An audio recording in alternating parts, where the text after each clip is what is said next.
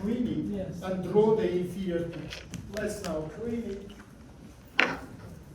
And let's draw the structures of infracolic compartment now. First of all, guys, it is the large intestine. Draw together with me the sickle together with appendix, ileocecal junction, ascending colon, right knee of transverse colon. By the way, guys, today we speak about its relation with the liver. As you remember, in the anterior row, most right side, we have depression of the liver, comparable with this one. Look here, then we have the left knee. I draw left knee upper more than right one. Why? Because by the pressure, right one located little lower. Descending colon, sigma, and rectum.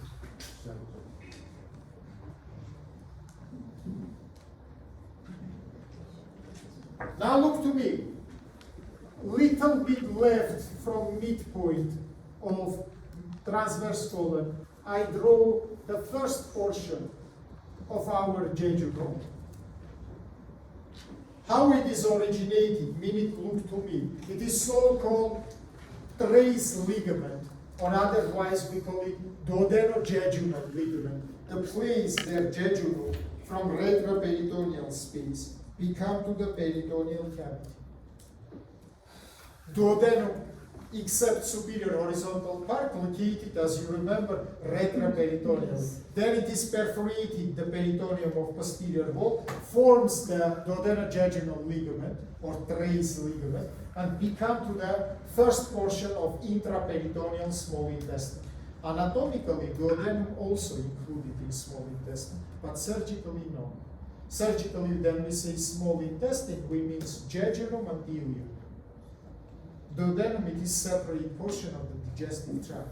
Now look here, please, from this ring, put here number 1 and call it, please, the uppermost portion of the jejunum, or otherwise, it is so-called duodenojejunal ligament, please. We can draw this ligament. By the way, this ligament has important anatomical meaning.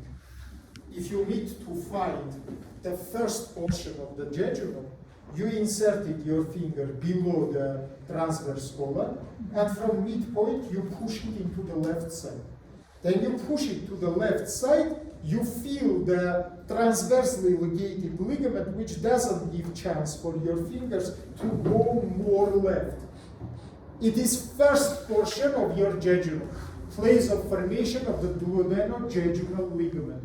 It is very important, for example, to make anastomosis between stomach and jejunum, so-called gastrojejunal anastomosis, which I will teach you after. Otherwise, this 6 meter or 5 meter of small intestine, you will not count to find the uppermost portion of it.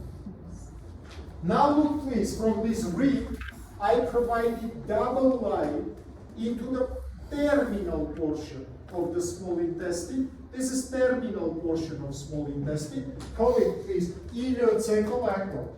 This is the place where ileum connected with the cecum and finished. These two lines, which I draw from point 1 up to point 2, name, please, structure 3. We call it root of mesentery. Root of mesentery. Your mesentery pass from up to down and from left to right side. Right to remember, your mesentery originated in the level approximately, right please, L1, and it is finished in the level of the iliac bones in the right side. Or we say it is, we can write that this is the for example, wing of the iliac bone, or iliac fossa in the right side. Differently it can be given. Let's say L1 level, it is started, iliac fossa or wing of the iliac bone, it is finished. In the back side, it will be iliosacral joint in the right side. Also, it can be used like skeletal tapio of the finish of the mesentery. Let's say, what is the mesentery? Look here, please. It is nutritional ligament, yeah, which is come to all parts of the small intestine, and it is providing all arteries and veins and nerves. Of course, you understand that in the first start and finish place, mesentery will be short.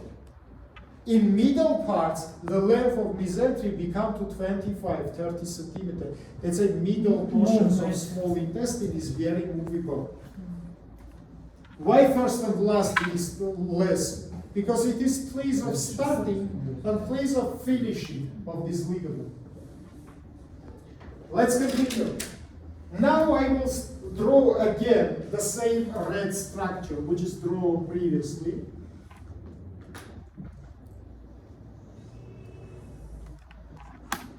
And look here, please, in the level of approximately L4, L5, I will divide it into two terminal branches. Common iliacs, and each common iliac divided into two.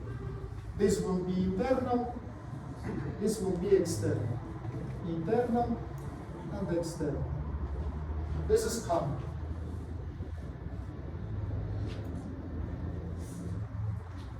Let's say in the level of the fourth lumbar vertebra, 4-5, it is divided into two terminal branches. Common iliac artery on the lateral wall of the pelvis, split it into external, internal. External become to your lower extremity, renamed here and called femoral artery.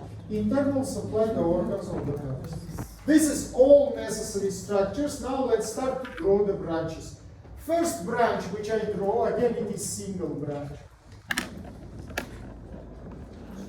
By the way, upwards you can draw the same truncus coeliacus, yeah, to understand that this is continuation of our previous picture. Now, single branch, numbers 1, 2, 3, 4. Call it, please, superior mesenteric artery. Superior mesenteric artery. In the brackets, open and write, please. This is level of L1, L2. L1, L2. If truncus coeliacus T11, T12, this is the level of L1, L2.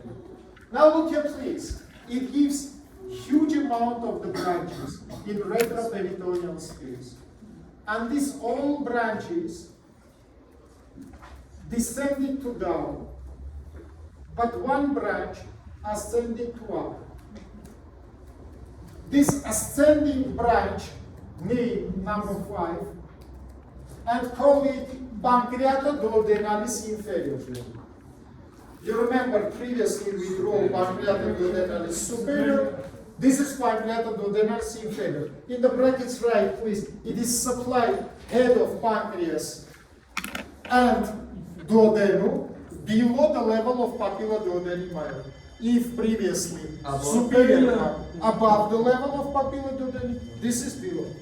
All these other branches, call the branches number 6, and call them jejunal and ileal branches, which is by mesentery become to all loops of the jejunal and all loops of the ileal and supply them, yeah, approximately from 10 up to 15 branches. Yes. By the way, small intestine have special arcuate system of supply.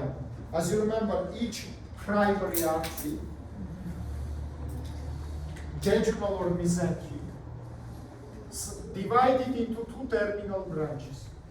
And between two neighboring branches, arterial arch is formed.